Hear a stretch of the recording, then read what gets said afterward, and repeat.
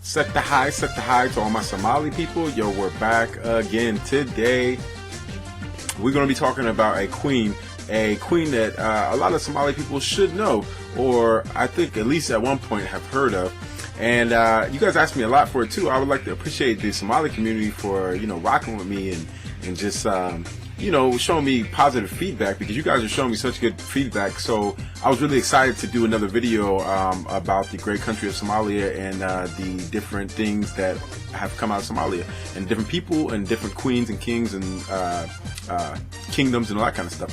So first of all, do we have any Somali girls out here that are named Arawelo? Arawelo. I love saying that name. It's such a beautiful name. Hopefully I'm pronouncing it right. Arawelo. But Arawelo could be some of you Somali girls that have a little bit of sassiness behind you. You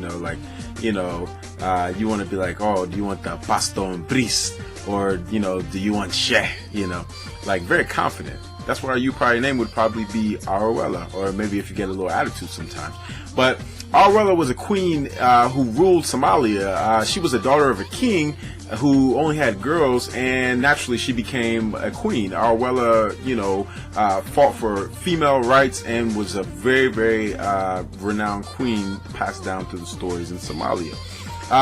It is normal to be told to girls. This story is usually told to girls, not necessarily boys, but Somali poets, still present her as like being very beautiful and very strong-minded woman who was self-confident and fully determined to realize, basically whatever she wanted. She was a very, very, very strong queen, very renowned queen, and very beautiful as it is spoken and passed down. She is one of the earliest female rulers in the whole world. She was said to have castrated male prisoners, and Arawelo was well known throughout Africa, and she was well known throughout other African queens. Even Queen Sheba would send gifts to her, in the form of gold, or like gold coins, or different kind of gold and jewelry and different kind of beautiful things that women love to wear.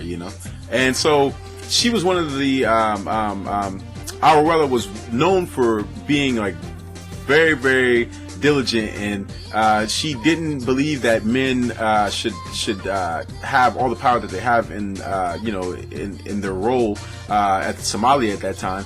And she was very well known for doing men's tasks, and there was like a couple occasions, but one occasion is before she was queen, she and a group of women went out into the country and found water, so her town wouldn't die of lack of water. And she also hunted too, and so they wouldn't die of lack of food. And this was during the Boran droughts. So it says that Arawelo's husband did not like that Arawelo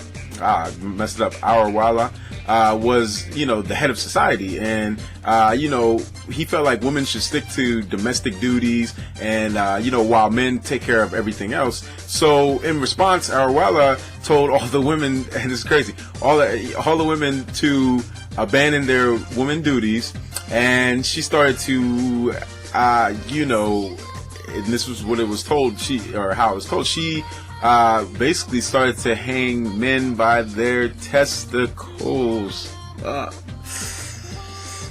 Sorry, it just sort of hurt me a little bit to like even think about that. I had to like make sure, this is a queen that you do not want to mess with. This was a queen that was very diligent and very like proud and very strong as a woman. Like, oh man, sorry, I don't mean to take so long about that, but I just felt it down south, if you know what I mean.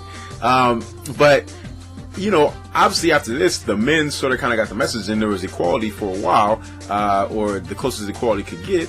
And Arawelo saw women as better leaders. She thought that as she grew up, she saw men starting wars, and basically they were instigating all the time, and they were instigators, and she was just very much sick of that, and she felt like women were better at leading than men. They were more compassionate, and she wanted to liberate the women of the time in Somalia and their roles, of what they were doing. And Arawelo said also once, and she basically spoke of, and she said that we are more accommodating, we're more peaceful, and we're more practical than men. And this is something that I'm going to get this. Arawelo was very, very known and famous for. And, you know, just to sort of kind of, you know, no one really knows, or at least, you know, I couldn't, you know, find out from anybody like where Araweelo was buried at, but a lot of people believe that she's buried somewhere, and let me see if I can say it right, Sanak, maybe I'm saying that, I hope I'm saying it right, and a lot of people think that she was buried there. People say that there is a somewhat of a ritual when you go by it, or when men go by there. So people say that the men throw stones at the woman's grave, or Araweelo, the queen's grave, and I'm pretty sure it's probably because of what she did for women then, and also castrating men too. And but it's also said that the women, you know, put green leaves on her grave as respect, you know, for her memory and what she did for, you know, women in Somalia. And there's also modern day, there's also a lot of frequent uses for Araweelo, and a lot of Somali girls are named Araweelo, you know, in certain occasions. And if a girl is overconfident in herself, and she's, you know, in the Somali community, she's sort of sometimes jokingly compared to the legendary Araweelo. And some parents name their daughters Araweelo because they simply admire, you know, the heroics of the Somali queen, and they hope that their you know, young girl will be strong just like her.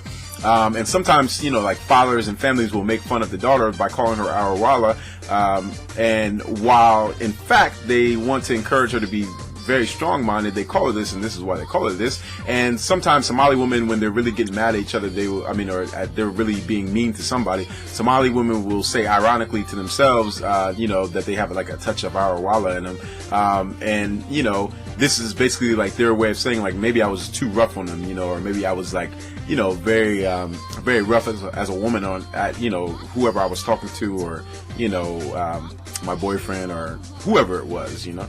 So Araweelo was very, very strong woman. She was known to do a lot of things that men do, you know, as far as like, she was known to fight for women's rights, to basically put men in their place when they needed to be. Obviously, she was a queen. She was a very strong queen. She was very well known, like I said, throughout Africa, and received many gifts from other kingdoms. And she basically, you know, ran Somalia for some time.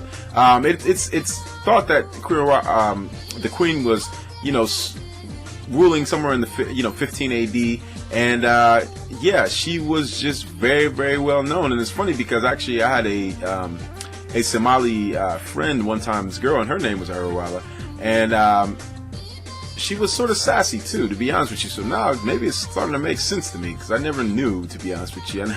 Now the name is living, you know. Maybe the queen is living through all of the women that are called that, and even through all the Somali women, you know, for the strength that they have, and for the diligence that they have, and for the education and the cunningness that Somali women have, and had, and should have. And from all the ones I met, were very, very intelligent. I love Somali women. I love Somali men as well. But since we're talking about the queen, yo, this video is all for the Somali woman. Something for the Somali woman. Yo, this is all for the Somali woman. So you learned about another queen today. I know that you guys love when I do things about your history. So if there's anything else from Somalia, or anywhere from the surrounding, or anywhere else you want to hear about, you know what to do. You can message me, comment. You can also email me. You can find the Facebook. It should be somewhere. If I'm pointing, let's just point all around. It's somewhere around here. If you go to my page when you first come onto the channel, you'll see the Facebook. You know, follow me on Twitter as well. And as always, yo, what can I say about Somalia? Let's see, what can I say about Somalia? To be honest with you guys, I've really been wanting some sheh. I have not had some sheh in a long time, so I think tomorrow I might go by the Somali restaurant and try to get me some, unless somebody would love to make some for me. How about that? And maybe I'll get some baston bris tomorrow. Maybe, I don't know. But anyways, as always, yo, like we always do, yo, stay African, stay proud. And as always, yo, one love. Peace.